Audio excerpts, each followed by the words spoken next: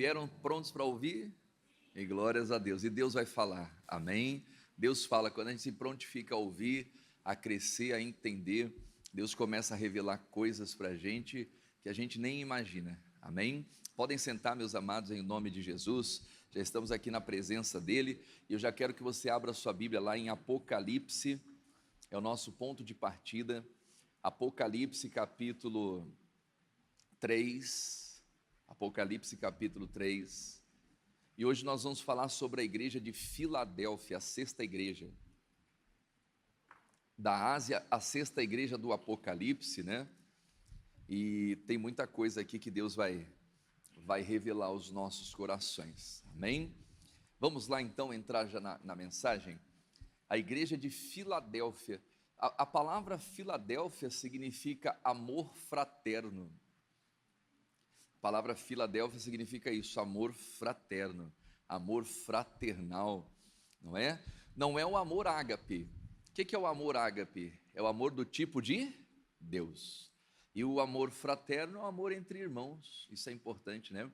É o amor entre irmãos. Três tipos de amor: o amor ágape, que é o amor do tipo de Deus. Esse amor, ele é incondicionado, amém? Qual que é o outro tipo de amor? O amor fraterno, do tipo filos, né? Filos, fraterno, é o amor fraternal, entre irmãos, e o amor eros, que é o amor entre homem e mulher, marido e mulher, né? Então essa igreja de Filadélfia, né, esse nome Filadélfia representava o amor fraterno. Mas vamos entrar na mensagem aqui, ó, porque tem muita coisa. Apocalipse capítulo 3, versículo 7. E ao anjo da igreja que está em Filadélfia, escreve: isto diz o que é santo. Repita assim comigo: Deus é santo. Amém? Como assim, pastor Helder, santo? Ele não pode se corromper, irmãos. Deus é santo, ele não mancha as suas vestes, ele não se corrompe. E isso é incrível. Por quê? Porque Deus nunca vai trair você, pisar na bola com você. Amém? Ele é santo. Aquilo que ele diz, a palavra que sai da boca dele, ele vai cumprir, pois não é homem para que minta, nem filho do homem para que se arrependa. Quem está entendendo isso? Então essa palavra é digna de confiança, digna de aceitação. Eu não preciso ter dúvidas daquilo que ele vai dizer aqui, ó. Escreve: isso diz o que é santo, o que é verdadeiro, né? Ele é santo, ele é verdadeiro. E diz mais: o que tem a chave de Davi, o que abre e ninguém fecha, não é? O que abre e ninguém fecha, e fecha e ninguém abre. Meu amado, minha amada, quando Deus abre uma porta para você, foi Deus que abriu? Não tenha medo de pessoas invejosas, amém? Ah, pastor Edu, mas estão fazendo de tudo para fechar essa porta na minha vida. Quem abriu essa porta? Foi Deus? Ninguém fecha, amém? Uma porta estava sendo aberta para Daniel. A Bíblia diz que Daniel tinha um espírito excelente, era um hebreu, um israelita no meio da Babilônia. Olha só, quando você tem um espírito excelente, você prospera em qualquer lugar, em qualquer cenário. Você pode estar até no meio de uma Babilônia, mas você tem um espírito de Deus, você vai se destacar lá. E a Bíblia diz que o rei pensava em constituir Daniel sobre todo o reino.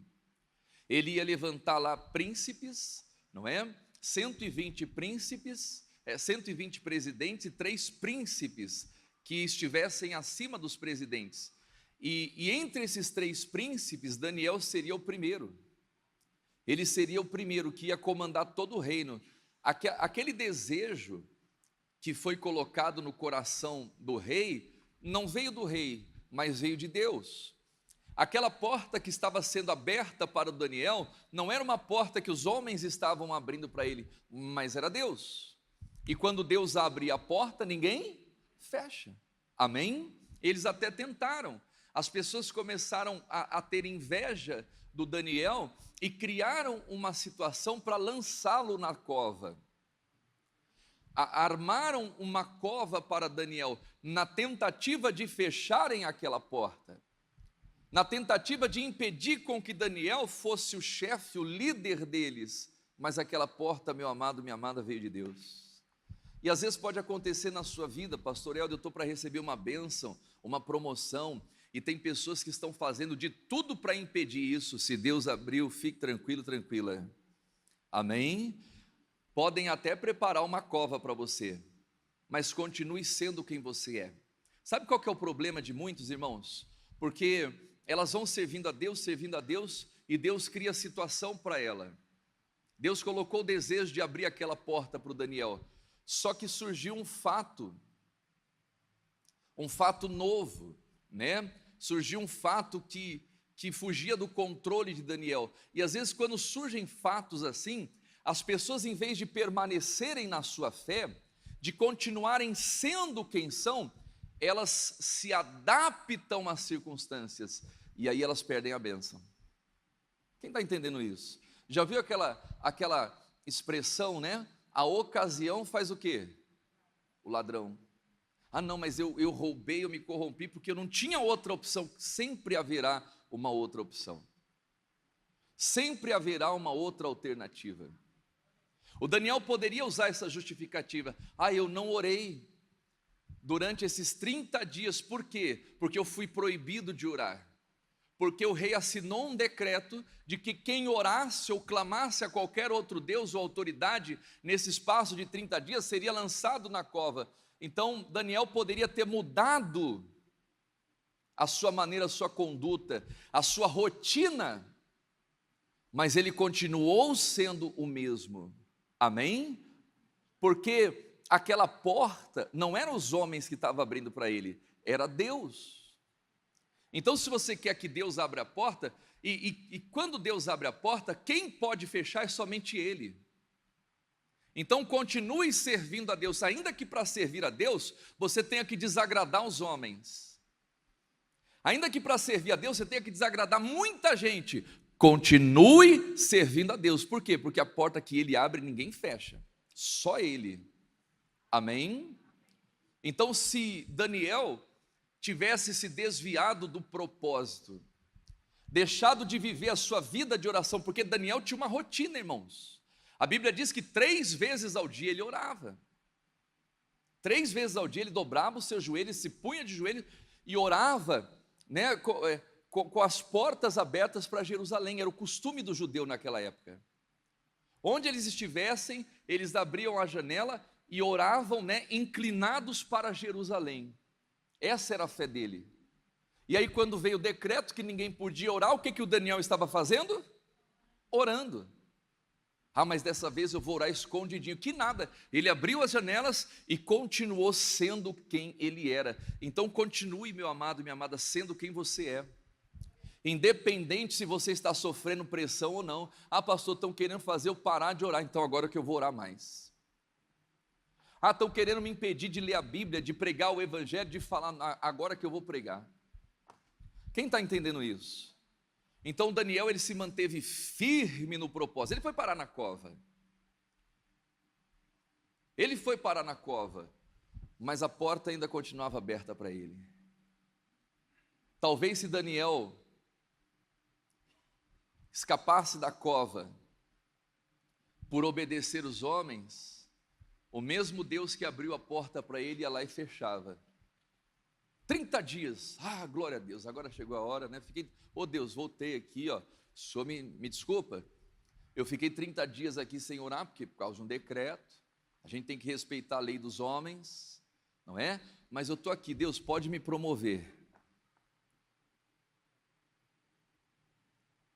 Vamos supor que o Daniel era promovido? Foi promovido. Mas o que acontecia se o Daniel fosse promovido naquelas circunstâncias? A Bíblia diz assim, ó, tira o ímpio da presença do rei e o seu trono estabelece, se firma.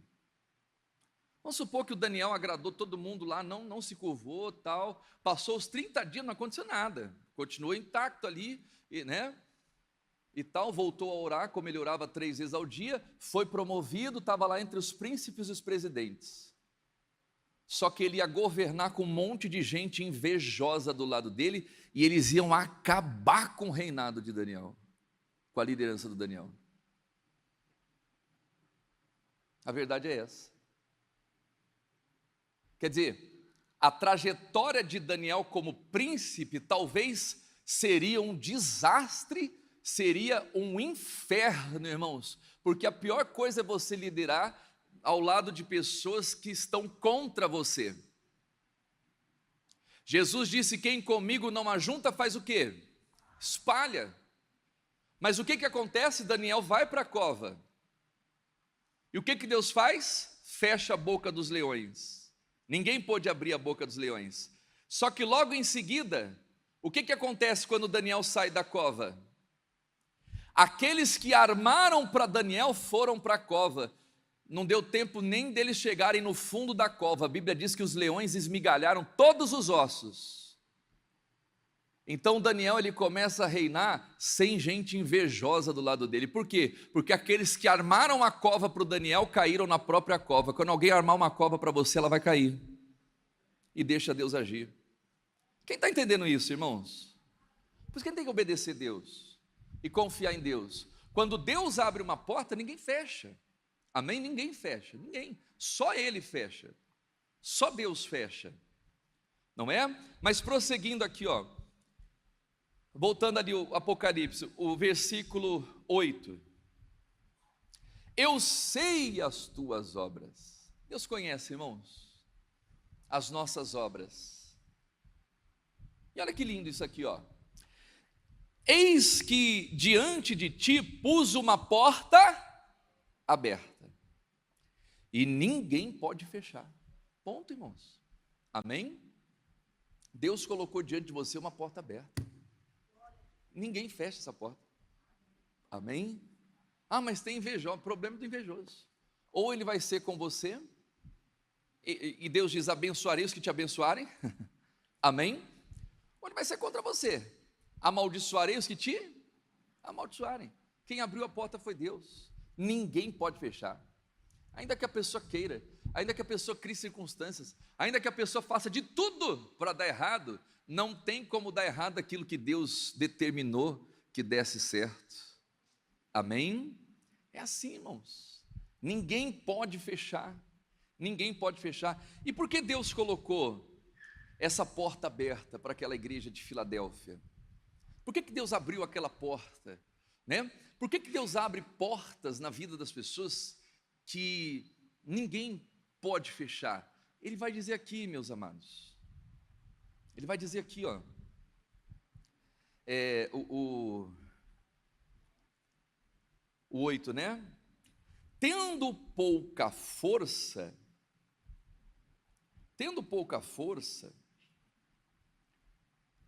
guardaste a minha palavra e não negaste o meu nome. Amém? Olha só que tremendo, irmãos. Era uma igreja de pouca força. E quando se fala de pouca força aqui, ó, não está falando de fraqueza espiritual. Não era uma igreja fraca espiritualmente, mas era pouca força em poder, em influência. Você está entendendo isso? Pouca força. Eles tinham pouca força. Não era uma igreja volumosa, não era uma igreja, né, grande. Era uma igreja pequena. Mas mesmo sendo uma igreja pequena, eles não negaram o nome, não negaram a palavra. Amém?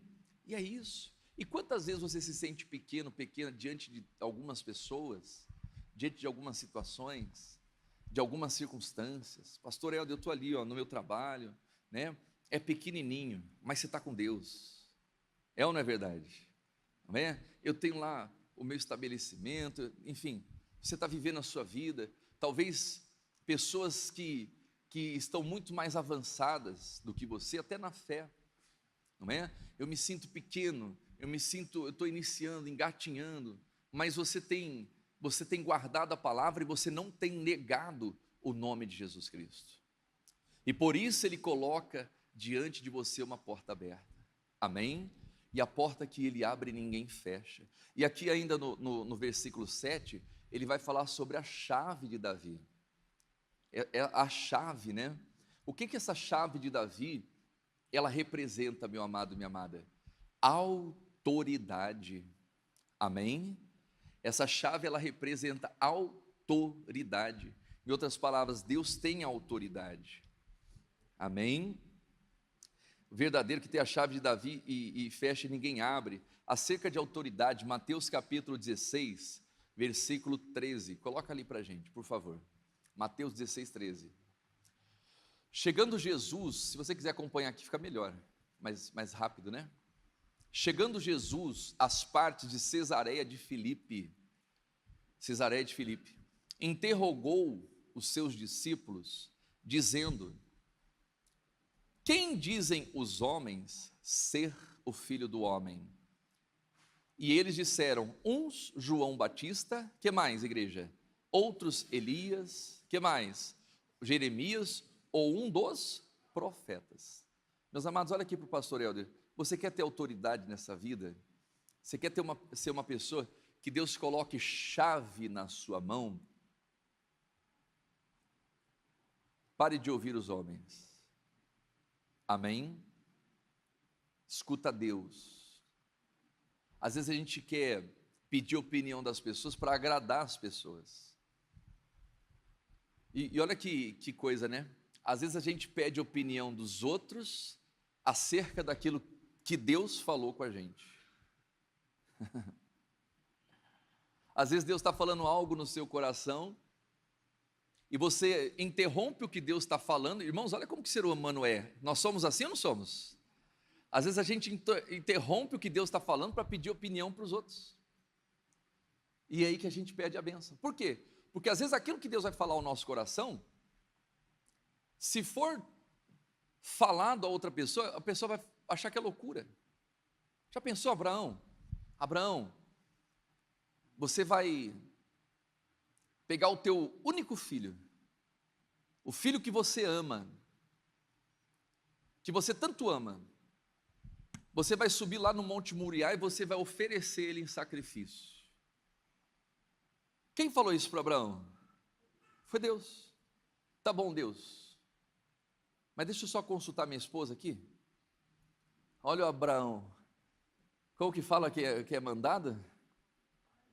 Manicaca. Olha o Abraão manicaca, né? É ou não é? É o Deus, eu até, né?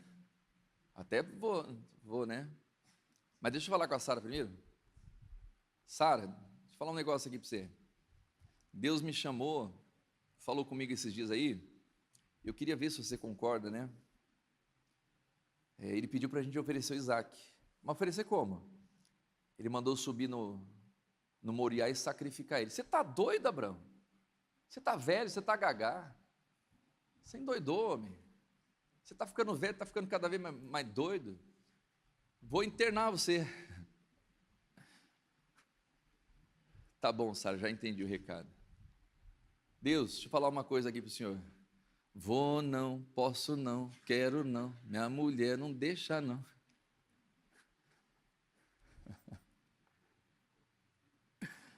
Hã? Tem homem que é assim, não é?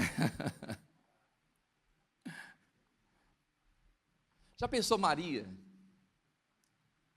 Maria era noiva. E o anjo chega e salve a agraciada, bendita és tu entre as mulheres. Você vai ter um filho. Acho que Maria quase caiu dura. Não é verdade? E esse filho vai ser do Espírito Santo. Mas, Senhor, como que vai acontecer isso? Que eu não conheço varão? Não era nem casada, era noiva. Noiva. Não conhecia varão, era virgem. Mas como que vai acontecer isso? Descerá sobre ti o Espírito Santo e a virtude do Altíssimo vai fazer você conceber. Anjo, obrigado, hein? Olha, glória a Deus. Deixa eu falar com José aqui primeiro. José, o negócio é o seguinte, ó, apareceu um anjo aí. É ou não é? Apareceu um anjo aí, diz que o Espírito Santo vai me engravidar. Você está doida, mulher? Ó, se você engravidar do Espírito Santo, você me esquece. É ele ou eu?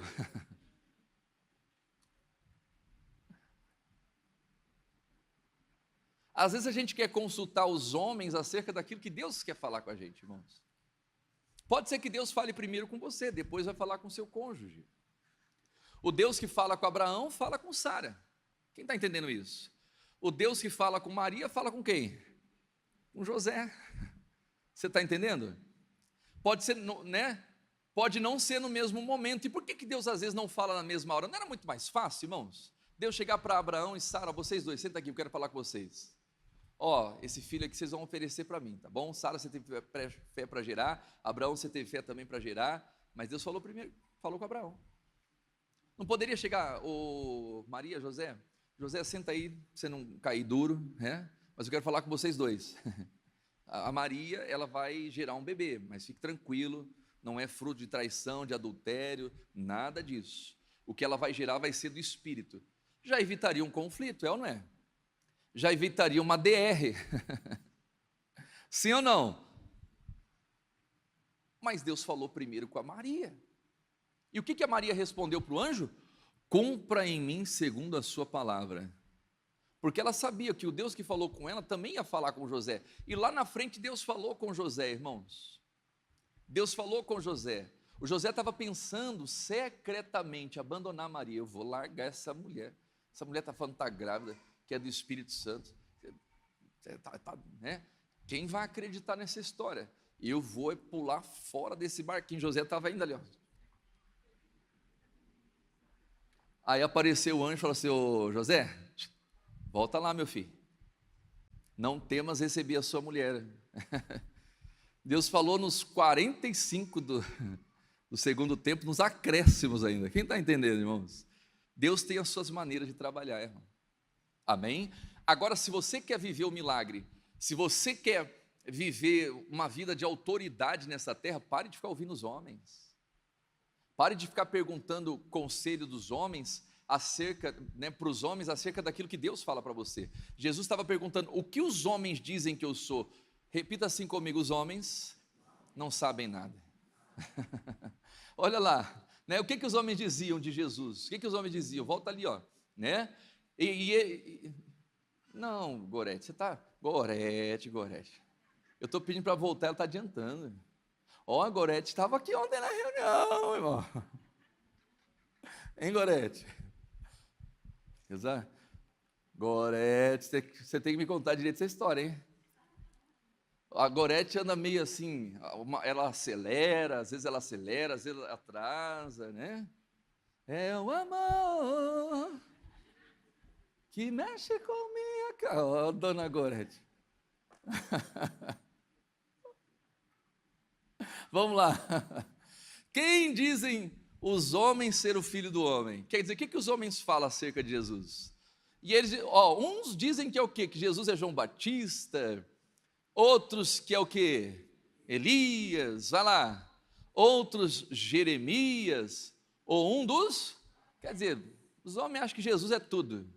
É ou não é? É o menino Jesus, é o filho da Maria, é o filho do José. E por aí vai.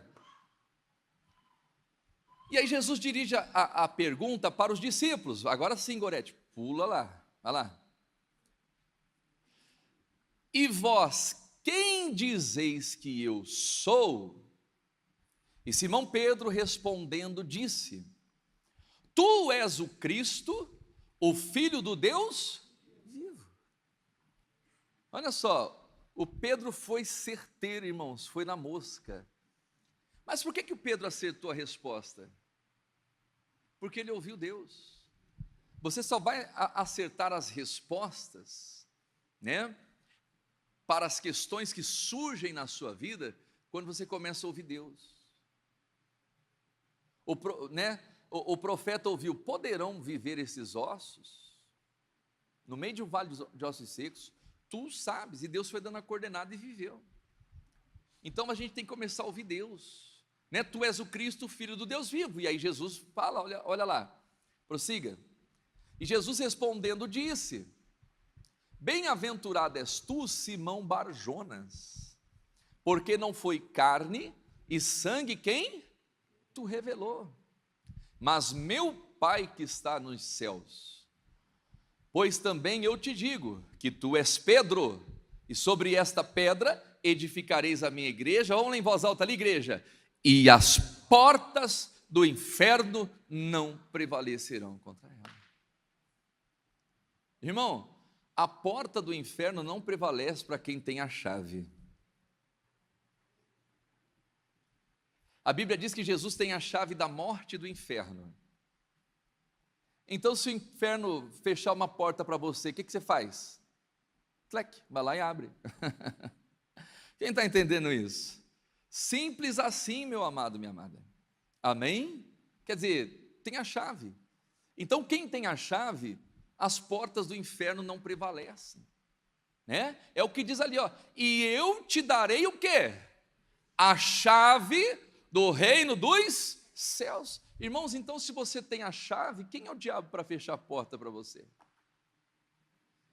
Mas você só vai ter essa autoridade quando você começa a ouvir Deus, e não os homens. Quando você começa a ter revelação, direcionamento. Quem está entendendo isso? Eu te darei as chaves do reino dos céus. E tudo que ligares na terra será ligado aonde? No céu. E tudo que desligares na terra será desligado no céu. Aleluia. Glórias a Deus. Amém? Então, nosso Jesus tem essa chave. Voltando lá para o Apocalipse. Olha quanta coisa Deus vai revelando, né? Versículo 8, né? Eu sei as tuas obras, e eis que pus diante de ti uma porta aberta, e ninguém pode fechar. Tendo pouca força, guardaste a minha palavra. Aleluia. Você está fraco, fraca. Eu não digo espiritualmente, irmãos. Às vezes fisicamente, emocionalmente. Às vezes acontece, pastor, não estou nos meus melhores momentos. Estou passando por uma luta, uma tribulação, mas você está bem na fé. Porque você guarda a palavra. Quer dizer, guardaste a minha palavra e não negaste o meu nome. Eis que eu farei aos da sinagoga de Satanás e aos que se dizem judeus e não são, mas mentem. Eis que eu farei que venham e adorem prostrados aos seus pés e saibam que eu te amo. Aleluia. Louvado seja Deus, irmãos. Quer dizer, quando você guarda a palavra dele, aquelas pessoas que são da sinagoga de Satanás, porque tem vezes que o diabo não vem pessoalmente, é ou não é? Mas ele manda o secretário dele, secretária. Não acontece isso? Você fala, ih, lá vem a secretária do diabo, a dona diabetes. Lá vem a diabetes. É ou não é? Quando não, o diabeto, né? O diabeto. Quer dizer, da sinagoga do Satanás. Ih, meu Deus, o que a diabetes veio fazer agora, hein? Jesus, já dá até um passo para trás. Aí chega a diabetes, faz o quê?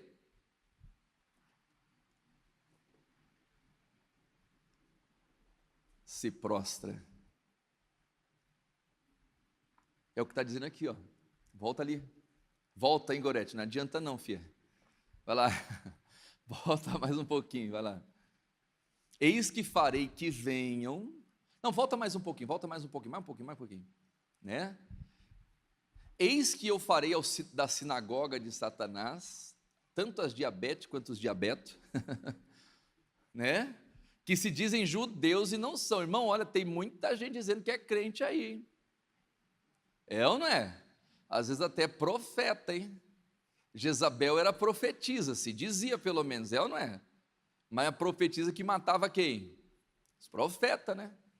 Então tem muito diabetes disfarçado de crente. Tem ou não tem? Que se dizem judeus não são, mas mentem. Cuidado, hein? Olha para quem está ao seu lado e fala assim, cuidado com o diabetes aí. Ou com a diabetes. É ou não é? É os infiltrados, né? Não tem os infiltrados? Eis que farei que venham. Ih, está vindo diabetes, meu Deus do céu, né? Lá vem bomba. Né? Não, volta lá agora, calma lá. Eis que farei que venham, agora vai lá. E adorem o quê? Você não vai entender nada. O que o diabetes está fazendo? Adorem prostrado aos seus pés. Deus faz se prostrar, irmãos, porque você anda na presença de Deus. É o que diz ali, ó. Prossiga lá. E por que Deus vai fazer isso? Por que Deus vai fazer isso? Vamos lá? Teus pés e saibam que eu te amo. Amém? Então, quando você vê a diabetes, o diabetes prostrado aos seus pés, Deus me ama de verdade. Quem está entendendo isso? Isso aqui não é heresia, não, isso aqui é Bíblia, é palavra de Deus. Amém? Palavra revelada. E olha que lindo isso aqui, ó. Como guardaste a palavra do que, igreja? Oh, meu Deus do céu, mas vamos lá. Como guardaste o que, igreja? A palavra da minha? Vamos lá. Vamos lá. Passe. Meu irmão, tem que guardar essa palavra. Palavrinha tão difícil nesses dias, é ou não é? Ai, pastor, minha vida é uma correria, viu? Mas às vezes tem que parar um pouco. Tem que dar uma freada. É ou não é? Meu nome é trabalho, meu apelido é hora extra, né? Sobrenome é trampo, é venda de férias. É ou não é? Estou vendendo as minhas férias. Olha que absurdo, irmão, vender férias. Estou vendendo o meu descanso. Será que o dinheiro que você recebe no lugar do teu descanso vai realmente pagar? Compensa, irmãos? Sei. A pessoa está vendendo férias, está vendendo rifa, está vendendo tudo. É ou não é? Será que compensa, irmão? Será que paga? Sei. Depois ela fica doente, cai na cama, aí vem lá o patrão e só, ó, puf!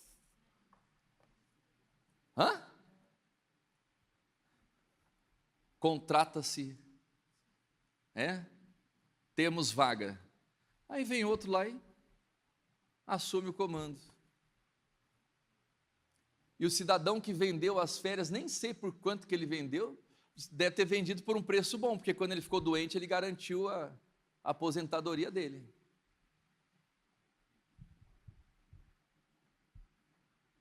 Repita comigo, palavra da paciência. Olha só o que diz aqui os Salmos. Hebreus capítulo 10, versículo 36. Vamos lá para Hebreus primeiro. Hebreus 10, 36. Porque necessitais do quê? De paciência, para que, depois de haver desfeito o quê? A vontade de Deus, possais alcançar o quê? A promessa, irmãos. E olha só, tem bênçãos que vai acontecer na sua vida quando você descansa. Tem coisas que Deus vai fazer quando você está no teu descanso. É importante. Amém? Olha para quem está ao seu lado e fala assim, não venda o seu descanso. Amém? É claro que a pessoa não vai, né? Tem gente que está vendendo descanso, tem gente que está comprando, né? Não é assim, não é descanso eterno também, né? Deus trabalhou quantos dias? 6, e descansou quanto? 1, tá, é o suficiente, diga a glória a Deus, amém? Mas tem gente que descansa 6 e trabalha 1, meu Deus do céu, né? E se deixar, ela compra até um dia, eu vou comprar mais esse dia aqui que eu estou precisando descansar, igual aquele cidadão que ficou rico, e ele falou, pronto, não preciso de mais nada, eu vou construir armazéns, tal, né? E agora eu vou parei com tudo, vou dizer à minha alma, come, bebe e descansa. O que ele ouve? Louco, essa noite pedirão o quê? A tua alma. E o que tem preparado, vai ficar para quem? Vai ficar para ninguém. Então, equilíbrio, né? 6 por 1. Deus trabalhou 6 dias, descansou 1. Irmãos, e olha só, a gente brinca assim, mas olha como que Deus, ele é didático naquilo que ele faz. Ele é didático no que faz. Por quê? Deus podia falar assim, ó, haja tudo, pum. Está todo mundo aqui, ó. É ou não é? Mas ele trabalhou o primeiro dia, o segundo dia, o terceiro dia, o quarto dia, o quinto dia, o sexto dia, e no sétimo ele fez o quê? Então ele já deu a dica aí, ó. E já deu a orientação de como que deveriam ser as coisas, lá no início, e às vezes a gente despreza isso. Porque não guardamos a palavra da paciência, né, para que depois de haver desfeita a vontade de Deus, possais alcançar a promessa. Vamos lá, Salmos 40, versículo 1. Põe na tela lá, Gorete. Esperei com paciência no Senhor, aleluia. E Ele se inclinou para mim e ouviu o meu clamor. Às vezes tem que ter paciência, irmãos. Ficar ali aos pés de Jesus ouvindo, igual Maria. Maria era paciente. Marta era impaciente, né? A Marta, misericórdia. Ela estava para cima e para baixo. Jesus pregando e Marta, vem com pano, vem com a vassoura, vem com o aspirador. Meu Deus do céu. Jesus, quer um cafezinho? E tal. E só falando assim, essa minha irmã é uma folgada mesmo, hein? Eu aqui fazendo tudo sozinha, e ela ali lendo Bíblia. Mas quem estava certa? Maria. Aquela não era hora de trabalhar, aquela era hora de parar para ouvir. Amém? Então, olha só, tem que ter paciência. Vamos continuar aqui, ó. Lucas capítulo 21, versículo 19. Você quer controlar a tua alma? Olha o que diz ali, ó, Lucas 21, 19. Na vossa paciência, possui o quê? Repita assim comigo, tem pessoas que perderam o controle da alma, porque são impacientes. É isso, irmão. Ela perdeu o controle da alma, ela vive aflita, angustiada, ai, coração está acelerado, né? Ansiedade, me dá um remédio aqui, me dá um calmante, me dá um calmante aqui. O que está precisando? Paciência, não é? Paciência. E como que a gente alcança a paciência, meus amados? Romanos 3, 25. Coloca ali para a gente. Ai não, acho que eu falei errado. Vou achar aqui. Ontem eu anotei tudo errado também, versículo. Não que esteja me faltando paciência.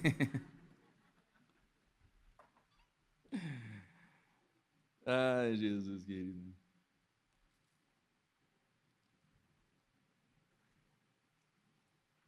Eu peguei a referência, aí vai falar sobre paciência, mas não é isso aqui que eu queria dar para você. Romanos 5, 5:3, 5:3, é isso aqui.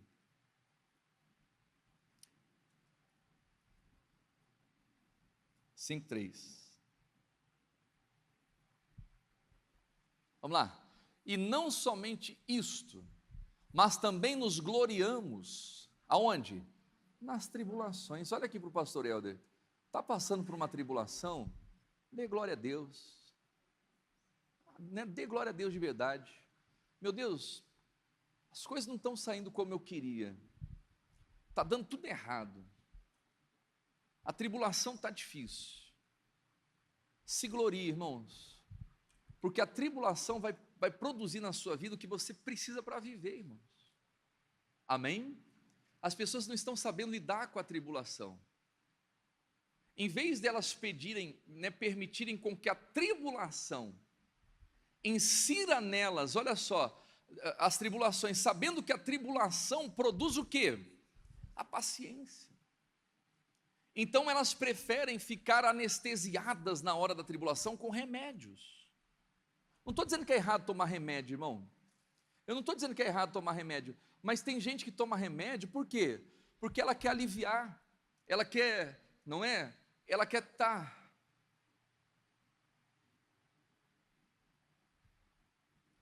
Vão existir momentos que às vezes o médico vai falar, não, você vai tomar tal, ok. Mas tem gente que toma, irmãos, por qualquer coisa. Por qualquer coisa. E aí o que acontece? Na hora da tribulação ela fica anestesiada. Passou o efeito do remédio. Eu pergunto uma coisa para você. o calmante produziu nela o fruto do Espírito chamado paciência? Sim ou não? Não. Quando vier outra tribulação, ela vai precisar de novo, e de novo, e de novo, e de novo. E ela vai fazendo a indústria farmacêutica ficar cada vez mais rica. Repito, não é errado tomar um remédio. Não é errado. Às vezes se precisar tomar um comprimido, eu tomo. Não é? Minha esposa, meus filhos. Mas tem gente, irmãos, que o remédio se tornou a base da vida dela. Para tudo é remédio, para tudo é remédio, tudo é remédio, tudo é remédio, remédio e tal. E aí as pessoas não estão sabendo lidar com as tribulações. Por quê? Porque elas estão tentando se livrar das tribulações com produtos que os homens fizeram. Mas existe algo que vem de Deus, que vem do Espírito, que vai nascer dentro de você na hora da tribulação. A tribulação produz o quê? Paciência. Vai lá, prossiga. E a paciência é o quê? A experiência. Continue. E a experiência é o quê? A esperança. Vai lá. E a esperança não traz o quê? Confusão. Prossiga. Porquanto o amor de Deus está derramado em nosso coração pelo Espírito Santo que nos foi dado. Aleluia. Oh, glória a Deus. Então, às vezes nós vamos passar por tribulações, por circunstâncias, que vai bater um medo, um calafrio, uma situação ali, mas meu Deus, eu vou orar. A Bíblia diz que quando Jesus foi posto em agonia, irmão, Jesus chegou num estado de agonia tão grande, que ele chegava a suar gota de sangue. Ele suou sangue, irmãos. Alguns estudiosos dizem que para a pessoa chegar nesse nível de suar sangue, ela tem que estar num estado de ansiedade, de depressão, de angústia muito grande. E como que Jesus controlou isso? A Bíblia diz que, posto em agonia, ele orou com mais intensidade. Mas muitas vezes esses sintéticos que se vendem nas farmácias estão substituindo a oração dos crentes. Estão impedindo os crentes de orar com mais intensidade. Repito, irmãos, não sou contra remédio. É o seu médico que vai falar, não é? Mas tem gente que extrapola a dosagem, porque ela quer ter uma falsa sensação de paz. Quando talvez naquele momento, se ela orasse com mais intensidade, ela ia desenvolver dentro de si a paciência. A paciência que ia trazer esperança, que ia trazer experiência, não é verdade? E que não traz confusão. E aquela igreja do Apocalipse, voltando aqui, ó, para a gente terminar, é muita coisa, é ou não é? Que Deus vai revelando, e glória a Deus. Ele está dizendo ali, ó, como guardaste a palavra da minha paciência, versículo 10, também eu te guardarei da hora da tentação que há de vir sobre todo o mundo, irmãos. Vai chegar uma hora que o mundo vai, né? Você acha que está uma degradação aí fora? Vai chegar uma hora que vai estar pior. Pior, irmãos. Não quero ser pessimista aqui, não. Mas a tendência do que acontece lá fora é piorar cada vez mais. Não espere nada desse mundo aí, não. A tendência é piorar, irmãos. E vai vir uma tentação forte sobre o mundo, mas forte, forte, forte. Mas quando você guarda a palavra da paciência, Deus poupa você e protege você disso. Ele está falando aqui, ó. Ele diz aqui, ó. Também eu guardarei da hora da tentação que há de vir sobre o mundo, para tentar os que habitam na terra. Eu achei um versículo aqui, irmãos, para concluir aqui, Isaías, capítulo 24, versículo 16. Isaías 24, 16. Olha só. Dos confins da terra, ouvimos cantar, o quê? Glória a quem? Ao justo. Quem é o justo? Jesus. Dos confins da terra, todo mundo vai cantar glória ao justo. Olha o que vem depois. Mas eu digo, o que ele está dizendo ali? Olha aí, ó, quem está de dieta, glória a Deus. Né? É ou não é? Pastor, era a palavra que eu estava precisando ouvir. Mas eu digo, emagreço, fala 2 vezes ainda para confirmar, é ou não é? Emagreço. Só que olha lá, ai de mim, só que né, não é emagrecer com saúde não, irmão. É, né? Olha para quem está ao seu lado e fala assim, não queira essa magreza aí.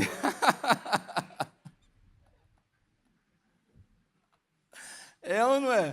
Tem gente que bateu o olho, Deus está falando comigo. Calma, filho. Você não guardou a palavra da paciência, espera terminar o raciocínio, né? Emagreço, glória a Deus, achei a oração bíblica. Não. Mas esse emagrecimento não é saudável. Falou, ai de mim. Porque está falando de alguma doença, alguma depressão, uma angústia que faz a pessoa secar. O Davi ficou assim quando estava com depressão. Ficou só pele e osso, irmãos. Só pele e osso. Os pérfidos tratam perfidamente. Vai lá. Sim, os pérfidos tratam perfidamente. Agora continue, olha lá o que acontece. O que diz? Misericórdia, o temor. Esse temor não é respeito, não, é medo. Olha lá, o temor e a cova e o laço vem sobre ti, ó morador da terra. Jesus amado. Esse temor é um medo, irmãos. Olha só, quando vir essa tentação, essa tribulação sobre a terra, medo, cova e laço. Bem sobre os moradores da terra. Continue, vai lá. E será que aquele que fugir da voz do temor, do medo, não quer saber do medo, não, eu vou correr do medo, o que vai acontecer? Cairá onde? Cairá na cova. Quem fugir do medo vai cair na cova. O negócio vai ser tenebroso. E o que subir da cova? O laço o prenderá. Porque as janelas do alto se abriram e os fundamentos da terra tremem. Irmãos, vai ser o dia do juízo. Deus está falando para aquela igreja, vocês guardaram a palavra da paciência. Olha só, irmãos, por isso que você vê uma sociedade cada vez mais impaciente. Cada vez a sociedade não sabendo o que é paciência, tudo para já. Não, eu quero comer um macarrão. Não, vai demorar para fazer um macarrão? Bota o miojo lá, 3 minutos, tá pronto. É ou não é? Eu quero comer uma lasanha. Né? Hoje em dia não tem muito aquele trabalho de ir lá no mercado, escolher o queijo, escolhe a massa, o tomate, não é? E vai lá, pega, né, bonitinho, vai preparando lá camada por camada, joga o queijinho em cima, passa o molho, aí vem outra camada, mais uma porçãozinha de queijo e tal, né? Tem gente que gosta de colocar um presunto, que nada, eu vou passar ali no posto Shell ali, ó. Eu compro uma lasanha naquele freezer, abro, rasgo, boto 15 minutos no micro-ondas e como.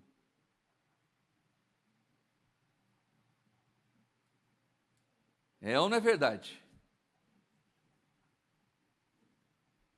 Repita comigo, palavra da paciência. Vai livrar você disso, hein? E aí tinha mais coisa, depois você lê ali, o negócio vai ficando tenebroso, irmão. Mas a Bíblia fala, quem fugir do medo vai cair na cova. Quem se levantar da cova vai ser pego pelo laço. Não tem escapatória. Não tem como escapar. Somente aqueles que guardaram a palavra da paciência. Quem está entendendo isso? Violento, hein, irmão? O que Deus revela aqui é coisa profunda, hein? Até eu fico assim, meu Deus, que... Você vai lendo a Bíblia e a Bíblia vai abrindo, e bem-aventurados são os teus ouvidos.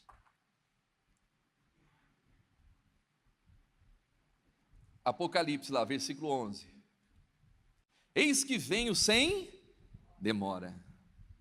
Olha para quem está ao seu lado e fala assim, não vai demorar. Amém? guarda o que tens, para que ninguém tome a tua coroa. Coroa. A quem vencer, aleluia, eu farei coluna no templo do meu Deus. Olha que lindo isso, irmãos. É um privilégio. Alguém que é coluna no templo de Deus é um dos maiores privilégios. O Davi disse assim: uma coisa eu peço a Deus e a buscarei, que eu possa morar no teu templo todos os dias da minha vida, para contemplar a formosura do Senhor e aprender, né? Possa morar na tua casa e aprender no seu templo. Quer dizer, ele queria morar. Agora imagina alguém que é uma coluna do templo de Deus. Uma das maiores honras, diga a glória a Deus, é você ser coluna na casa de Deus, no templo de Deus. E isso é para quem? Para quem? Para quem? Para quem? Para quem vencer, irmão. Ao que vencer. A quem vencer, eu farei coluna no templo do meu Deus. Coluna no templo do meu Deus. E dele nunca sairá. Olha que tremendo isso, irmãos. A pessoa nunca se apartar do templo, da presença de Deus. Nunca sairá.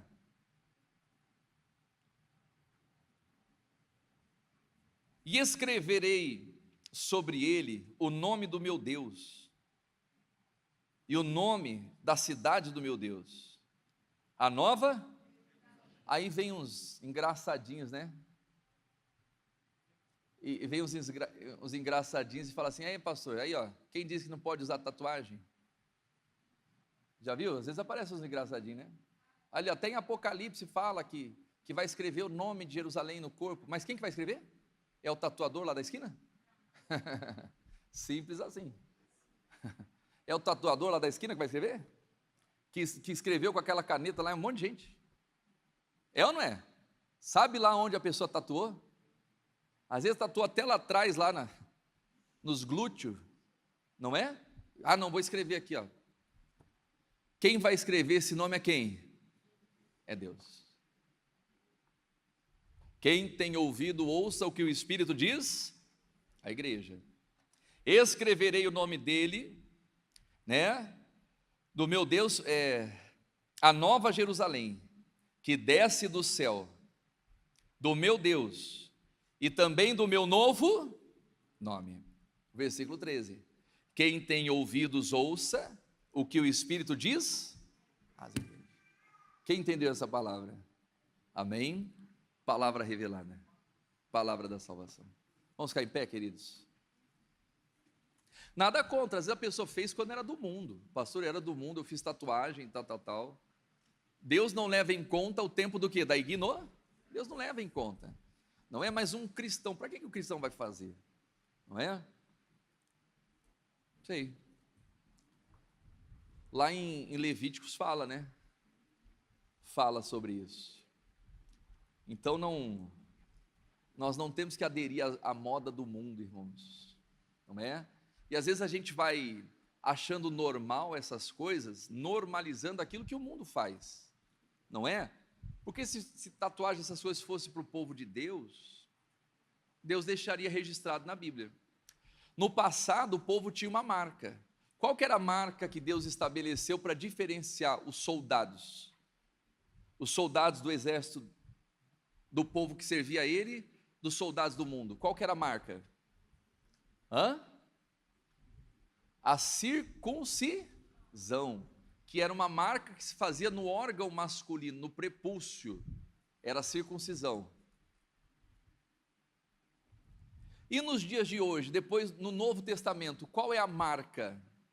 Né, o que entrou no lugar da circuncisão? Onde é feita essa marca? Na testa? No antebraço? No coração, irmãos. É aqui, ó. Amém? Não adianta eu ter uma marca aqui, ó. Jesus é o Senhor.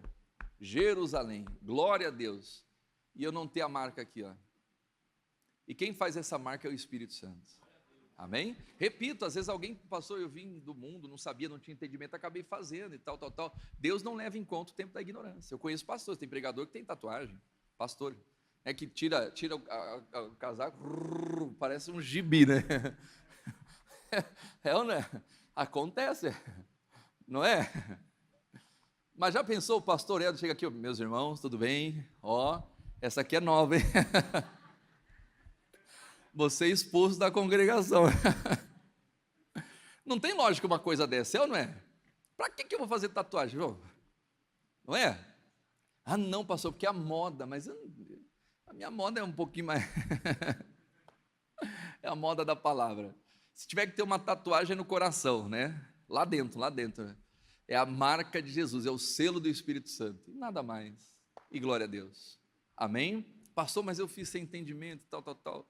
Deus não leva em consideração o tempo da ignorância e que Ele, né? Tenha misericórdia. E Ele é o Deus